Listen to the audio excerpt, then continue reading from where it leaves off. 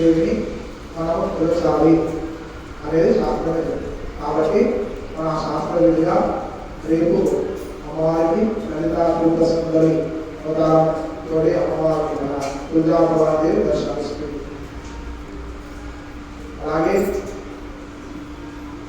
29 సప్తమి మూలా నక్షత్రము రోజున అక్షరాభ్యాసాలు నిర్వహించడం జరుగుతుంది.